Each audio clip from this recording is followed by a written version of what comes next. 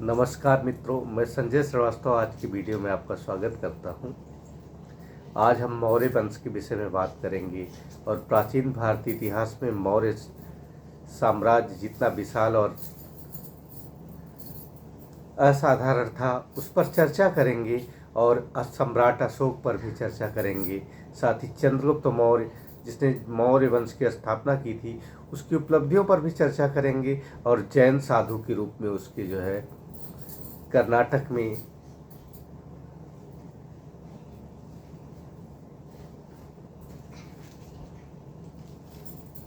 जाने तक की भी चर्चा करेंगे। इसके अतिरिक्त मौर्य साम्राज्य में पाटलिपुत्र का जो वैभव था उस पर भी चर्चा करेंगे, लेकिन संक्षेप में कुछ बिंदु और उन पर एक बार दृष्टिपात करेंगे। सबसे पहली बात यह है कि चंद्रगुप्त मौर्य जो है वो 322 ईसा पूर्व में गद्दी पर बैठा था और उसको मगध की गद्दी पर बैठाने में सर्वप्रमुख योगदान चाणक्य का था, जिसको कौटिल्य और विष्णुगुप्त के नाम से भी जाना जाता है। और मौर्य साम्राज्य से पूर्ववर्ती साम्राज्य नंद साम्राज्य था, जिसके शासक को हराकर चंद्रगुप्त मौर्य गद्दी पर बैठा था। नंद साम्राज्य से पूर्व शिशुनाग वंश का शासन था और उससे पूर्व हर्यक वंश का शासन था। हर्यक वंश जिसका शासक बिंबिसार था, उसके बाद बिंबिसार की हत्या उसके पुत्र अजातशत्रु ने की। अजातशत्रु की हत्या उसके पुत्र उदयन ने की। इस प्रकार पिता की हत्या कर पुत्र गद्दी पर बैठा और जिस कारण से उसने पिता की हत्या की उसी कारण से वो अपने पुत्र के हाथों मारा गया। उदयन ने अजातशत्रु का वध किया और अजातशत्रु ने बिंबिसार को मारा था। तो इस प्रकार से हम देखते उदयन ने पाटलिपुत्र नगर की स्थापना की थी। पहले हर्यक वंश के शासनकाल में मगध साम्राज्य की राजधानी राजगीर था, बाद में ये राजधानी पाटलिपुत्र लाई गई थी और पाटलिपुत्र उदयन ने राजधानी लाई थी। राजगीर भी एक तरह से जलदुर्ग की तरह था, जो कि 3 नदियों के संगम पर स्थित था और ये अभेद्य किले की तरह था। उसी तरह से पाटलिपुत्र भी पुनपुन, सोन, गंगा और गंडक नदियों के संगम पर स्थित था और ये भी एक अभेद्य जलदुर्ग की तरह था। तो इनकी सामरिक स्थिति बहुत ही महत्वपूर्ण थी, जिस कारण ये मगध साम्राज्य के लिए उन दिनों जल से ही यातायात होता था और 4-5 तरफ से नदियों से घिरे होने की वजह से ये पूरी तरह से उस काल में यातायात, व्यापार और दूसरे उद्देश्यों के लिए बहुत हद तक अभेद्य किले जैसे थे, जहाँ पर केवल जलमार्ग से ही पहुंचा जा सकता था। स्थलीय मार्ग बहुत हद तक इसके लिए अनुकूल नहीं थे। और उन दिनों पाटलिपुत्र की सामरिक स्थिति कितनी अच्छी थी इसका बाद में जब लोहे के भंडार भी इसके करीब मिले और लोहे के भंडारों की प्रचुरता ने ही इसको उस काल में लोहे के हथियार बने और उन हथियारों से खेती और आयुध दोनों के सामान बने और आयुध के अस्त्रों से नए नए अस्त्र बनाए गए, नए नए शस्त्र बनाए गए और उनसे ये नतीजा निकला कि पाटलिपुत्र में सामरिक शक्ति बनने की कुवत आई और खेती का भी विस्तार हुआ। पूर्वी उत्तर प्रदेश और बिहार में उन दिनों घने जंगल थे, बरसात ज़्यादा होती थी। पश्चिम से पूर्व की ओर भारत में बरसात की मात्रा बढ़ती जाती है, पश्चिम में कम होती है, पूर्व में ज़्यादा होती है। तो पूर्वांचल में उत्तर प्रदेश के पूर्वी उत्तर प्रदेश में और बिहार में बरसात की मात्रा ज़्यादा होती है और पूर्वांचल में जितनी बरसात होती है और बिहार में जितनी बरसात होती है उसको तावे के औजारों से काटना संभव नहीं था। जब लोहे का आविष्कार हुआ तो लोहे से लोहे की मेटलर्जी भी जान ली गई और उसके बाद लोहे से इस क्षेत्र के जंगलों को साफ करना संभव हुआ। यहाँ पर खेती के लिए ज़मीन साफ हो सकी, खेती की जाने लगी और उसके बाद उस खेती से इतना अन्न उपजा जाने लगा कि जो लोग खेती नहीं करते थे उनके भरण पोषण के लिए भी अन्न पैदा होने लगा। तो नगरों का विकास हुआ और महाजनपद काल में या उस पूरे समय में 16 महाजनपद थे और उसमें कुछ में राजतंत्र था, कुछ में लोकतंत्र था और दोनों तरह की स्थितियां थी। कहीं कहीं पर जैसे कि हिमालय की तलहटी में, हिमालय के क्षेत्र में और कुछ और क्षेत्र थे जैसे अंग था लिच्छवी थे, इन सब क्षेत्रों में जो है लोकतंत्र था, गणराज्य थे, लेकिन जो है बाकी क्षेत्रों में जो है राजतंत्र था। मगध में, अवंती में, काशी में, कोसल में राजतंत्र ही था। लेकिन राजतंत्र लोकतंत्र से बड़ी बात यह है कि मगध ने उस काल में अपने को सबसे सर्वशक्तिशाली कर लिया था, और मगध की इस शक्ति के पीछे लोहे का आविष्कार और दूसरी बात इसकी अभेद्य सामरिक स्थिति उत्तरदायी थी। और सबसे बड़ी जो महत्वपूर्ण बात यह है कि जब हर एक राजवंश आया तो उसने तमाम तरीकों से, चाहे वो वैध रहे हो चाहे अनुचित रहे हो, अपना विस्तार किया। और अजातशत्रु ने रिश्तेदारी का लिहाज नहीं किया, और एक गदे जैसा हथियार, जैसा गदा जैसा हथियार जो है उसके रथ से बंधा रहता था, और जो चारों तरफ से लोगों को मारता हुआ चला जाता था। और इस तरह से, और उस युग में जो है हाथियों का, रथों का, इन सब चीज़ों का प्रयोग होता था। तो उसने नवीन आयुध प्रौद्योगिकी प्रयुक्त की, नवीन युद्ध के हथियार उपयोग किए, और नए तरीके से उसने जो है इसको आगे बढ़ाया। तो उस काल में ये विकास प्रारंभ हुआ। फिर हर एक राजवंश के बाद शीशुनाग, जिसमें जो है कालाशोक हुआ। और दूसरी बात बौद्ध संगीति हुई थी। बौद्ध संगीति एक तो हर एक राजवंश के समय में हुई थी, और दूसरी बौद्ध संगीति जो है कालाशोक के समय में हुई थी, तीसरी अशोक के समय में हुई थी, और चौथी कनिष्क के समय में कश्मीर में हुई थी। एक वैशाली में हुई थी, एक पाटलिपुत्र में हुई थी, एक राजगीर में हुई थी, और एक जो है कश्मीर में हुई थी। लेकिन इसी क्रम में नहीं, सबसे पहले वाली राजगीर में हुई थी, दूसरी वैशाली में हुई थी, तीसरी पाटलिपुत्र में हुई थी, और चौथी जो है कश्मीर में हुई थी। 4 बौद्ध संगीतियाँ हुई थी। तो ये छोटे छोटे बिंदु हैं जिसको मैं आपको और कवर करवाता ले चल रहा हूँ। और इन बौद्ध संगीतियों के साथ जब शीशुनाग वंश का शासन समाप्त हुआ तो नंद वंश सत्ता में आया, और नंद वंश जो है एक बहुत ही जो है शक्तिशाली राज्य था, नंद साम्राज्य। और नंद साम्राज्य में जो है हाथियों का बड़ा प्रयोग होता था, और उसके अलावा जो है पैदल सेना थी, अश्वारोही थे। और जैसा कि मौर्य काल में तो नौसेना भी थी, उस समय के यूनानी लेखक बताते हैं, लेकिन नंद वंश में भी नौसेना संभवतः रही होगी। और इसके अलावा जो है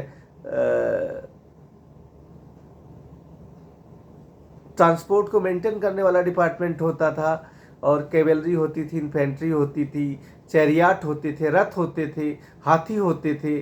और उसके अलावा जो है पैदल सेना होती थी। तो ये सब जो है 6 तरह की कुल सेना के अंग होते थे, जैसा कि मौर्य काल में बताया गया है। नंद काल में भी सेना पर्याप्त शक्तिशाली थी, लेकिन मौर्यों की सेना नंदों की सेना से ज़्यादा शक्तिशाली थी। तो क्रमिक विकास हुआ, हर एक वंश हुआ, हर एक वंश ने जो है शक्तिशाली साम्राज्य की स्थापना की। नंद, उसके बाद हुआ शीशुनाग वंश, उसने उस परंपरा को जारी रखा। नंद और भी शक्तिशाली हुए, और मौर्य उनसे भी आगे बढ़कर हुए, उनसे भी 21 हुए। तो इस तरह से ये परंपरा चली। फिर चंद्रगुप्त मौर्य हुआ। चंद्रगुप्त मौर्य ने जो है साम्राज्य का विस्तार किया, नए नए क्षेत्रों को शामिल किया। और उसके समय में जो है बहुत कुछ जानकारी यूनानी स्रोतों से मिलती है। सेल्यूकस को उसने जो है हराया, और उससे जो है 500 हाथियों के बदले में बहुत सारा भूभाग प्राप्त किया। और इन क्षेत्रों का गवर्नर उसने सेल्यूकस को नियुक्त किया। और उसके बाद मेगास्थनीज उसी के शासनकाल में आया, जिसने कहा कि मैंने भारत में उस समय में जो है दास नहीं देखे थे। लेकिन दास प्रथा तो हो न हो, लेकिन घरेलू नौकर रखे जाते थे। और अगर जैसा कि कहा भी जाता है, थोड़ा बात की बात है, लेकिन कलिंग युद्ध में जो 1.5 लाख लोग युद्धबंदी के रूप में पकड़े गए थे, उनको कृषि कार्य में दासों के रूप में ही लगाए जाने की चर्चा होती है। तो जो युद्धबंदी होते थे उनको दासों के रूप में ही प्रयुक्त किया जाता था। और इसके अतिरिक्त ये कहा जाना गलत नहीं होगा कि हालांकि कलिंग युद्ध में इतनी बड़ी संख्या में युद्धबंदी तो नहीं पकड़े गए होंगे, लेकिन जो है फिर भी जो भी संख्या रही हो, उस समय कृषि कार्य बड़े पैमाने पर होता था। तो दासों की चर्चा हालांकि मेगास्थनीज ने से इनकार किया है, लेकिन जो काम रोमन साम्राज्य और ग्रीक में जो है दासों से करवाया जाता था, बहुत कुछ हद तक उस समय के समाज में वर्गीकरण था, तो छोटे तबके के वर्गों से भी करवाया जाता रहा होगा, लेकिन ये कोई स्थापित तथ्य नहीं है।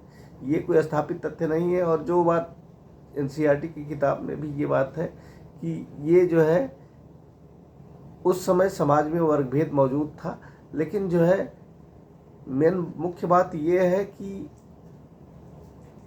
सेना जो थी वो 6 भागों में बटी हुई थी, और नगर प्रशासन जो था वो भी 6 समितियां करती थी। तो ये 5-5 की 6 समितियां होती थी, 30 लोग होते थे। सेना के लिए 6 विभाग होते थे। तो ये सारा विवरण यूनानी जो है लेखकों की तरफ से आया हुआ है। यूनानी लेखक एरियन, प्लिनी और भी हुए हैं, उनकी तरफ से ये सारा विवरण आया है। तो सबसे बड़ी बात यह है कि मौर्य साम्राज्य में जो चंद्रगुप्त मौर्य हुआ था, चंद्रगुप्त मौर्य ने एक कुशल साम्राज्य की स्थापना की, उसकी देख रेख की। वो निरंकुश शासक था और उसके ऊपर किसी का अंकुश नहीं था, निरंकुश शासक था। लेकिन सलाहकार परिषद तो थे ही, जैसे कि नगर का प्रशासन चलाने के लिए 6 समितियां होती थी, जिसमें हर समिति में 5-5 सदस्य होते थे, या सेना का प्रबंध करने के लिए 6 समितियां होती थी। तो इस तरह के विवरण मिलते हैं, और इस तरह से चंद्रगुप्त मौर्य ने जो है उसके समय में अधिकारी भी नियुक्त किए गए थे। जैसे रज्जुक होते थे मौर्य साम्राज्य में, धर्म महामात्र अशोक के समय में होते थे, और ग्रामणी होते थे, कुलप होते थे, ये सारे अधिकारी होते थे उस समय। सन्निधाता होता था, समाहर्ता होता था, और सन्निधाता जो होता था वो कोषागार का प्रमुख होता था। समाहर्ता जो होता था वो जो है क्या कहते हैं कि राजस्व का अभिलेखों की असेसमेंट करता था, राजस्व का असेसमेंट करता था। और सन्निधाता जो है वो ट्रेजरर होता था। तो राज्य जो है सन्निधाता से होने वाले नुकसान की तुलना में समाहर्ता से होने वाले नुकसान को ज़्यादा महत्व देता था। तो इस तरह से समाहर्ता का कार्य ज़्यादा महत्वपूर्ण होता था। आज के कलेक्टर की तरह समाहर्ता होता था उस समय का।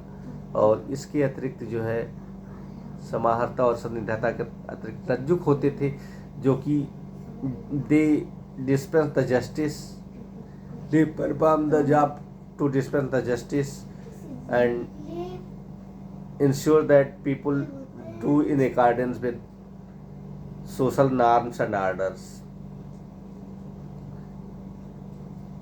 बाद में अशोक के समय में धर्म महामात्र नियुक्त किए गए, और उसके बाद चंद्रगुप्त मौर्य के का साम्राज्य विस्तार होता रहा। उसने नए इलाके जीते, और उसके बाद बिंदुसार शासक हुआ। बिंदुसार के बारे में इतना बताया जाता है कि उसने जो है आजीवक संप्रदाय के लिए महत्वपूर्ण कार्य किए थे। उसके समय में जो है कुछ यूनानी दार्शनिक, यूनानी यात्री आए, कुछ यूनानियों ने विवरण लिखे उसके बारे में। और उसके अलावा जो है अशोक हुआ। अशोक ने जो है कलिंग का युद्ध लड़ा, और कलिंग के युद्ध में अशोक ने जो है, जैसा कि कहा जाता है कि देवनामप्रिय को जो है बहुत ही दुख हुआ, जो हिंसा हुई, जो संहार हुआ, जो उपद्रव हुआ, उसको देख करके। और उसने जो है इन सब के बाद जो है युद्ध का परित्याग करने का निश्चय किया, और उसने जो है युद्ध का परित्याग, हालांकि वो शांति के लिए शांति की नीति नहीं उसने अपनाई थी, युद्ध का परित्याग ही किया, शांति के लिए शांति की नीति नहीं अपनाई थी। और युद्ध का परित्याग करने के बावजूद उसने कलिंग को अपने साम्राज्य में मिला लिया। और जो ट्राइबल लोग थे, जो है ट्राइबल लोग जो पशु पक्षियों की हिंसा किया करते थे, या इस तरह का कोई हिंसक काम किया करते थे, लूटमार वगैरह किया करते थे, उसको उसने चेतावनी भी दी कि वे धर्म के रास्ते पे आए, नहीं तो उनके साथ सख्ती से निपटा जाएगा। और इस तरह से अशोक ने, एक बात और रही है अशोक की, कि अशोक ने भी साम्राज्य में धर्म महामात्र नियुक्त किए। अपने संदेश राजमार्गों के किनारे स्थापित शिलालेखों के सहारे जनता तक पहुंचाए। और अशोक एक महान शांतिकामी शासक था, और उसने भारत को एकता के सूत्र में भी बांधा। एक लिपि, एक देश, एक भाषा ब्राह्मी लिपि उसने दी। मान लीजिए एक भाषा ज़्यादातर जो है प्राकृत और एक जो है लिपि ब्राह्मी, एक संपूर्ण देश का एकीकरण किया। और उसके अलावा जो है अशोक ने जो है एक धर्म भी दिया, बौद्ध धर्म को बढ़ावा दिया और धर्मों की उन्नति के लिए भी प्रयास किए। लेकिन बौद्ध धर्म एक एक देश, एक लिपि, एक भाषा, तो एकीकरण के लिए प्रयास किया, हर चीज़ के लिए बौद्ध धर्म को बढ़ावा दिया। लेकिन दूसरे धर्मों को भी सहिष्णुता की नीति अपनाई, ऐसी बात नहीं थी। और उसने ये नहीं कहा कि जो लोग अपने माता पिता गुरुओं का आदर करेंगे वो निर्वाण प्राप्त होगा उनको, बल्कि उसने कहा कि जो लोग अपने गुरुओं, माता पिता और अपने बड़ों का आदर करेंगे, सम्मान करेंगे, उनकी सेवा करेंगे, उनको स्वर्ग की प्राप्ति होगी। तो ये चीज़ देखने वाली है कि अशोक ने जो है सहिष्णुता का संदेश दिया, उसने संकीर्णता का संदेश नहीं दिया। तो मौर्य साम्राज्य जो है भारत के